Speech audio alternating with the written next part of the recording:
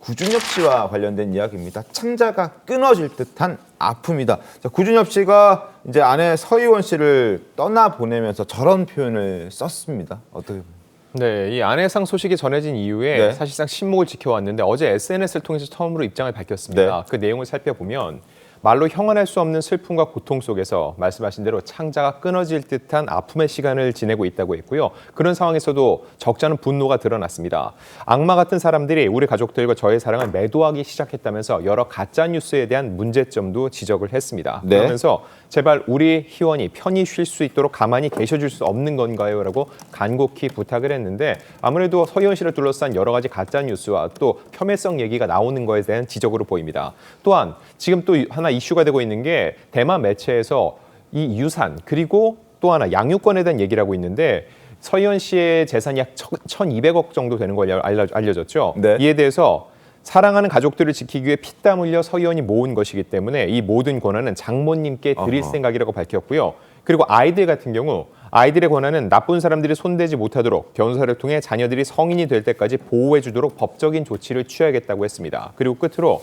서희원은 떠났지만 제가 제일 사랑하는 서희원이 가족들의 곁을 지켜주는 것이 마지막으로 제가 할 일, 즉 서희원 씨는 떠났지만 그 가족들은 끝까지 지키겠다는 의지를 밝혔습니다. 네, 아무래도 세간의 관심이 고인의 사망을 앞두고 유산이 어떻게 되느냐 뭐 이런 논란까지 지금 벌어지고 있기 때문에 구준엽 씨가 먼저 선제적으로 그런 조치를 취했다 이렇게 보여지는데 지금 이 구준엽 씨가 또 SNS에 가짜 뉴스에 대해서도 거론을 했다고 하더라고요.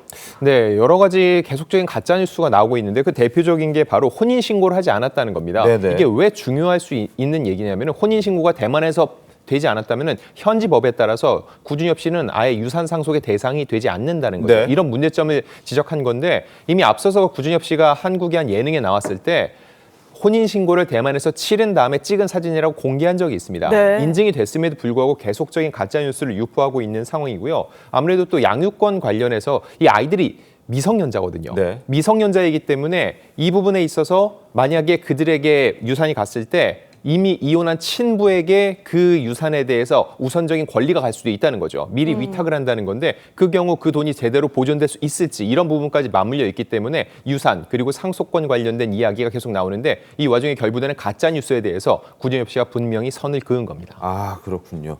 일단 그 가짜 뉴스는 정말 가짜 뉴스인 걸로. 네, 맞습니다. 일단 혼인 신고는 한 걸로 지금까지 확인된 바는 말씀을 좀 드리도록 하겠습니다.